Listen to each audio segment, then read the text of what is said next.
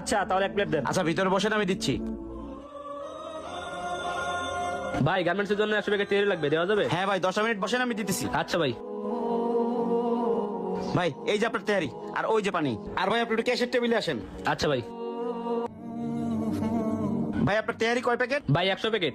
ভাই 100 প্যাকেট তেহারি তো আবার এখানে হবে না, 50 প্যাকেট হবে। আর 50 প্যাকেট আমি আনাই দিচ্ছি, 10 মিনিট টাইম দিয়ে লাগবে, বুঝছেন ভাই? আচ্ছা। ভাই কিছু টাকা অ্যাডভান্স করেন।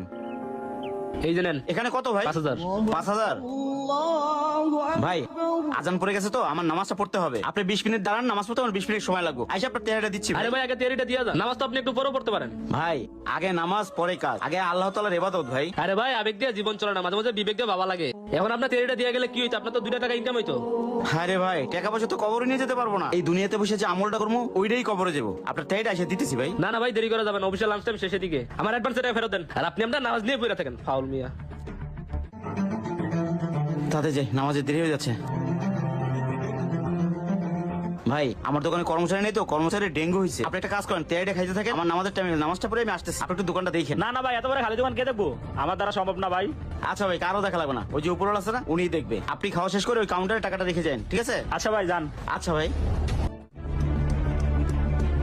আশেপাশে কেউ নেই, পুরো দোকানটাই ফাঁকা। দেখি ক্যাশ কয় টাকা আছে।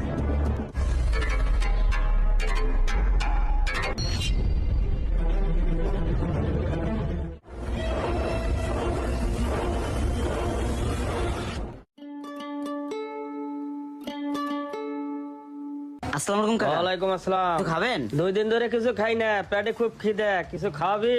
কাকা কি খাইবেন কোন? তোর যা মন চাই তুই আমাকে খাওয়া। আমার এখানে মোরগ পোলাওটা খুব ভালো, 1 প্লেট মোরগ পোলাও দেই, আপনি ভিতরে গিয়ে বসেন। আচ্ছা দে, হক মাওলা।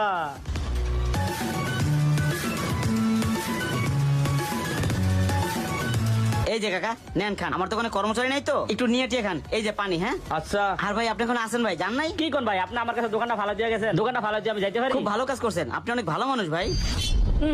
কি ফকিলের দোকানে ঢুকেছেন আপনি? গায়েতে দুনিয়ার গন্ধ আই। তেয়ারি বিল আপনি তেয়ারি আর খামুয়ে না, এ ধরেন দুনিয়ার গন্ধ। কাকা ও পোলাপান মানুষ তো, ওর কথা কিছু মনে করেন না, আপনি খান।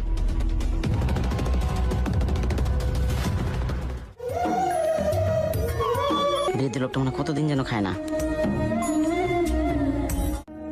কাকা খাইছেন পেট ভরিয়া? হ্যাঁ বাবা খাইছি। তা বাবা দোকানটা ঢুকে দেখলাম দোকানটা ফাঁকা ফাঁকা, তুমি নাই কই গেছিলা? ও কাকা আমার দোকানে কর্মচারী নাই তো, তাই নামাজে গেছিলাম, দোকানটা ফাঁকা রেখা। তাই ভাবে খালি দোকানটাই গে যাও, যদি চুরি টুরি হয়ে যায়?